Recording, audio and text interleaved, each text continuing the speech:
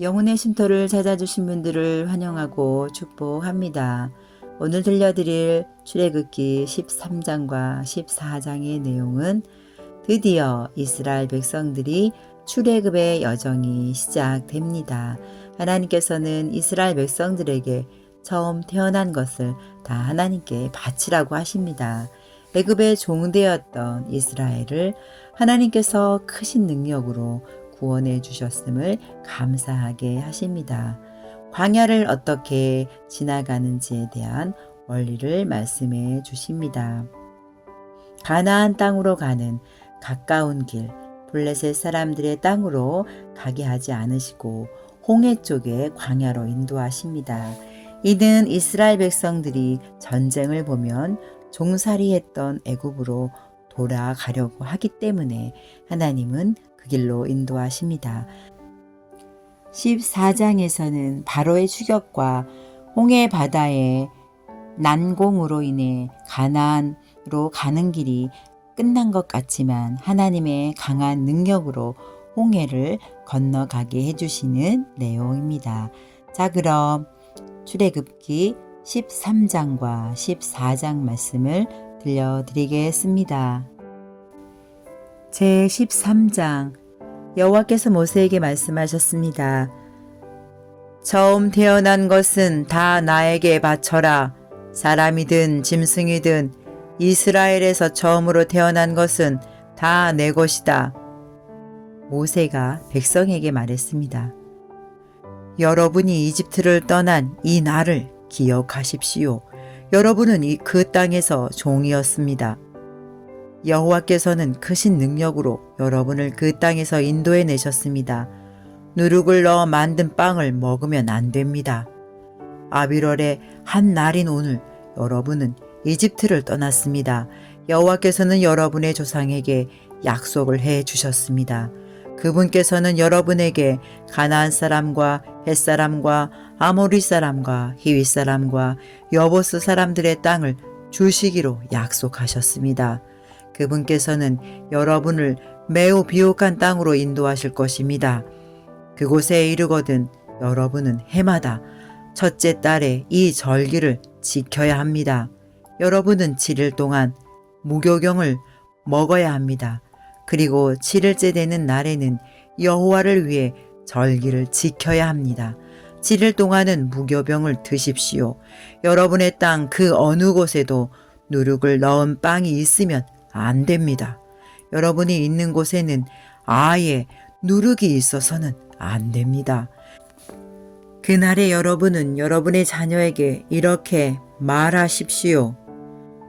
우리가 이 절기를 지킨 것은 내가 이집트에서 나올 때 여호와께서 나에게 해 주신 일 때문이다.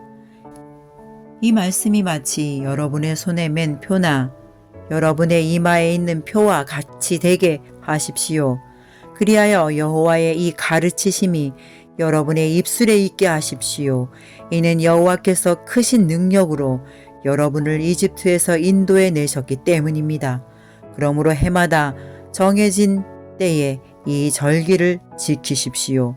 여호와께서는 여러분을 가나안 사람들의 땅으로 인도하시고 또 그 땅을 여러분께 주실 것입니다. 여호와께서 여러분과 여러분의 조상들에게 주시기로 약속하신 그 땅에 들어가면 여러분은 처음 태어난 것을 다 여호와께 바쳐야 합니다. 짐승들의 처음 태어난 것들도 다 여호와께 바쳐야 합니다. 처음 태어난 모든 나귀는 양으로 대신해서 바칠 수 있습니다. 나귀 대신 양을 바치기 싫으면 나귀의 목을 꺾으십시오. 여러분의 자녀 중에서 맏아들은 다른 것으로 대신해서 바쳐야 합니다. 장차 여러분의 자녀들이 왜 이런 일을 하는 것입니까? 하고 묻거든 여호와께서 이 크신 능력으로 우리가 종으로 있었던 이집트 땅에서 우리를 인도해 내셨다. 파라오가 고집을 부리며 우리를 내보내지 않으려 할 때에 여호와께서는 사람이든 짐승이든 이집트 땅에 처음 태어난 것을 다 죽이셨다. 그래서 내가 처음 태어난 모든 수컷을 하나님께 바치는 것이다. 내 아들 중에서 맏아들을 대신해서 다른 곳으로 바치는 까닭도 그 때문이다. 이 말씀이 너희들의 손에 맨 표나 너희들의 이마에 있는 표와 같이 되게 하여라. 여호와께서 크신 능력으로 우리를 이집트에서 인도해 내셨기 때문이다. 라고 대답하십시오. 파라오가 이스라엘 백성을 내보냈습니다. 이스라엘 백성이 이집트에서 나올 때 하나님께서는 이스라엘 백성이 블레셋 사람들의 땅을 통과하여 가깝게 갈 수 있도록 하지 않으셨습니다. 왜냐하면 하나님께서는 이 백성이 전쟁을 보면 마음을 바꾸어 이집트로 돌아가자고 할 것이다 라고 말씀하셨기 때문입니다. 그래서 하나님께서는 이스라엘 백성을 홍해 쪽의 광야로 인도하셨습니다. 이스라엘 백성은 이집트 땅에서 나올 때 전투 대열을 지어 나왔습니다. 모세는 요셉의 유고를 가지고 나왔습니다. 요셉이 죽기 전에 이스라엘의 아들들에게 하나님께서 너희를 구해주시면 잊지 말고 내 유골도 이집트에서 가지고 나가다오 라고 말하면서 그들에게 그렇게 하겠다고 맹세를 시킨 일이 있었기 때문입니다. 이스라엘 백성은 숫곳을 떠나 에담에 진을 쳤습니다. 에담은 광야의 끝에 있었습니다.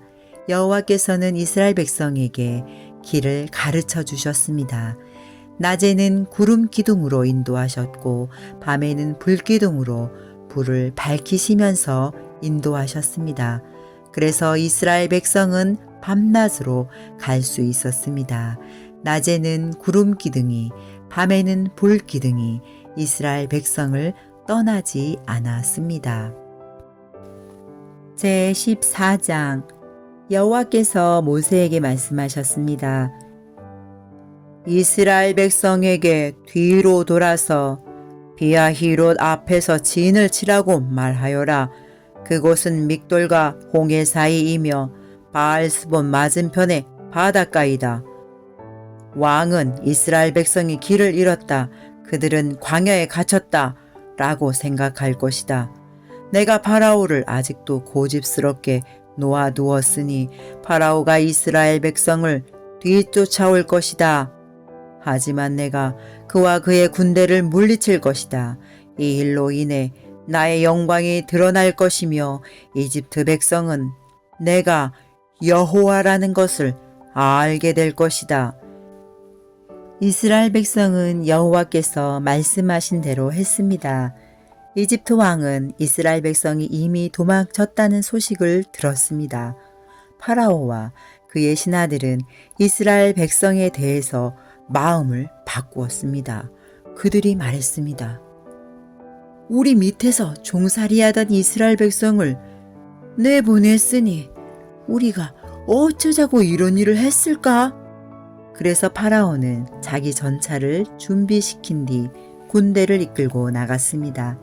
그는 또 특별히 고른 전차 600대와 이집트의 다른 전차들을 거느리고 나갔습니다. 각 전차마다 장교들이 타고 있었습니다. 여호와께서 이집트 왕 파라오의 마음을 고집스러운 채로 두셨기 때문에 그는 의기양양하게 이집트 땅을 빠져나가고 있던 이스라엘 백성을 뒤쫓았습니다. 파라오는 말과 전차와 전차를 모는 군인들과 자기 군대를 이끌고 이스라엘 백성을 뒤쫓았습니다. 그들은 이스라엘 백성이 홍해 곁에 진을 치고 있을 때 이스라엘 백성을 따라잡았습니다. 그곳은 비하 히롯과 바알스본에서 가까운 곳이었습니다. 파라오가 가까이 왔을 때 이스라엘 백성은 왕과 왕의 군대가 가까이 뒤쫓아온 것을 보고 너무나 무서워서 여호와께 부르짖었습니다. 이스라엘 백성이 모세에게 말했습니다. 이집트에 무덤이 없어서 우리를 이 광야로 이끌어내어 죽이려는 거요? 왜 우리를 이집트에서 데리고 나왔소?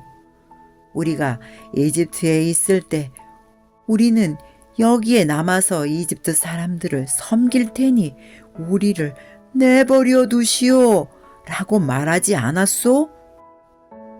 이집트 사람들을 섬기는 것이 광야에서 죽는 것보다 우리에게는 낫소.